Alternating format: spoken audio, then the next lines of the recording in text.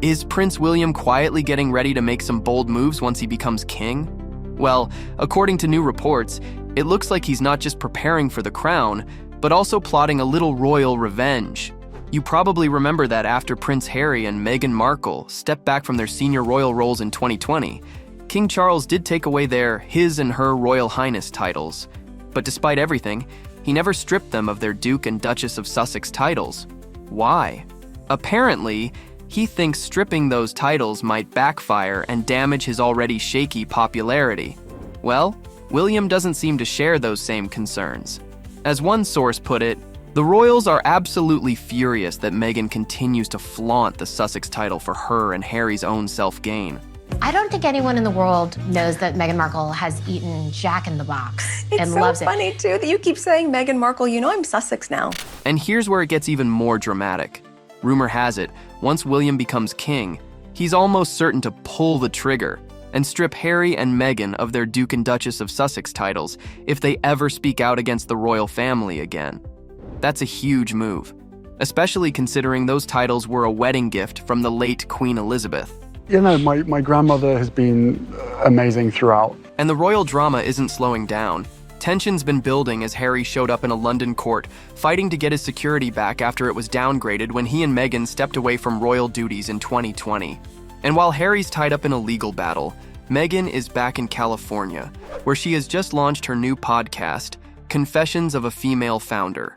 Priorities, right? Now let's talk about where all this tension really started. According to Harry's own words in Spare, William and Meghan didn't exactly hit it off from day one. Harry recalled the moment in 2016 when he introduced his then-girlfriend to his big brother. Meghan leaned in for a hug. Very normal in the States, right? But William apparently recoiled. Harry tried to laugh it off as a classic collision of cultures, but looking back, he started to wonder if it was something more. Spoiler, it probably was. This is not a surprise to anybody. It's really sad that it's got to this point. In fact, according to Tom Quinn's book, Yes Ma'am, The Secret Life of Royal Servants, that whole hugging thing kept being an issue. Meghan's warm, physical approach reportedly made William uncomfortable every single time they ran into each other. Staff even started whispering that Meghan might be flirting with William. Of course, there's zero evidence that's true, but you can imagine how rumors like that only added more tension. It's, hard. Quinn also claims Meghan's friendly style didn't sit well with other senior royals either. He writes that Kate, William, and even King Charles would flinch when she went in for a hug.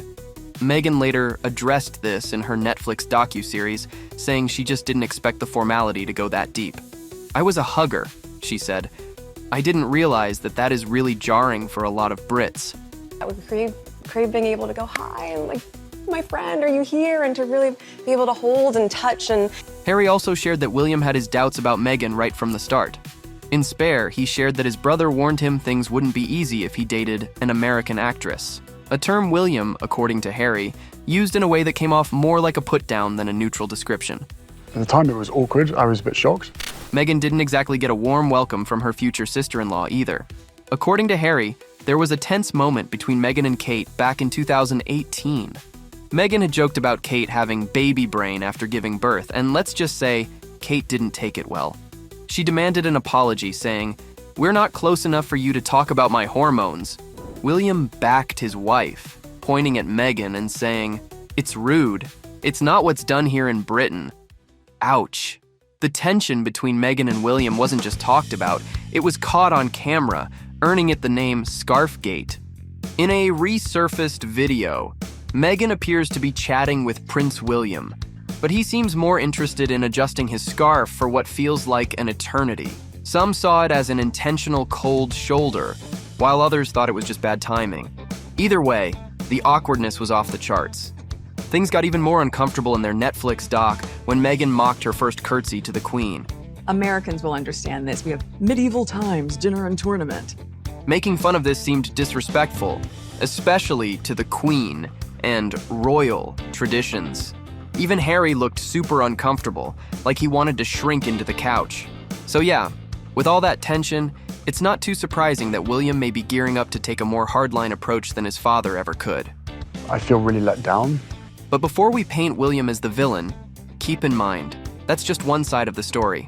Some older claims from Harry and Meghan's time as working royals have also resurfaced, and let's just say, they don't exactly cast the Sussexes in the best light either.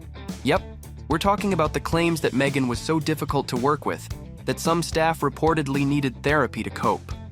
Yikes. These accusations aren't exactly new. Remember back in 2020 before Meghan and Harry officially left their senior royal roles? Kensington Palace staff came forward with similar complaints, which even led Queen Elizabeth to launch an investigation into what was called bullying behavior toward royal aides. At the time, Harry and Meghan's team fiercely denied the claims, calling them just another attempt to attack Meghan's character. There was such an obsession about anything in my world. Fast forward to now, and Vanity Fair's sources seem to be echoing those old stories. The article quotes multiple sources who describe Meghan as warm and charming at first. But when things didn't go as planned, that warmth reportedly turned ice cold.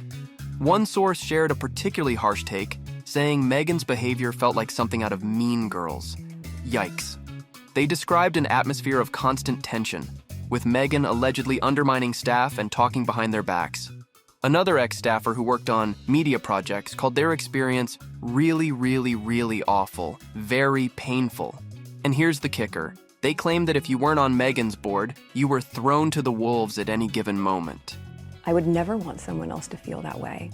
Even her former Spotify team had stories to tell. One employee said they couldn't imagine Meghan being the type to bully palace aides until they worked with her. While there's no record of Meghan shouting, the same person pointed out, you don't have to yell to make someone feel like they're being yelled at. Subtle, yet scathing. And it doesn't end there. Reports suggest working with the Sussexes took such a toll on staff that some needed extended breaks, or even therapy, to recover. One team member on Meghan's Archetypes podcast reportedly left after just 3 episodes. She's a very difficult employer, and there's plenty of evidence of people who have left her. Adding to the controversy, Meghan has earned the nickname Duchess Difficult from her U.S. staff, according to The Hollywood Reporter. Insiders claim she's known for belittling people, ignoring advice, and being relentless. One source even described her as marching around like a dictator in high heels and reducing grown men to tears. Harry hasn't escaped criticism either. While described as charming, he's also called an enabler of Meghan's behavior. Their alleged management style has led to high staff turnover, with at least 18 employees leaving since their 2018 wedding, including Meghan's private secretary and global press secretary. This is not a surprise to anybody. It's really sad that it's got to this point. But here's where it gets even messier. According to Vanity Fair, Meghan and Harry's neighbors in Montecito aren't exactly fans either. They've reportedly earned the nickname local villains, with complaints ranging from rising housing prices to parking issues near local trails, like the one Meghan was photographed hiking on while Harry attended King Charles's coronation solo. And some locals apparently think Meghan's various business ventures, like her brand American Riviera Orchard, are more about cashing in than staying under the radar, which feels a bit at odds with their calls for privacy. I know, it's a lot. And then, there's the alleged behind-the-scenes tension between Meghan and Harry themselves. A recent joint interview on CBS Sunday Morning was supposed to focus on their philanthropy and online harm.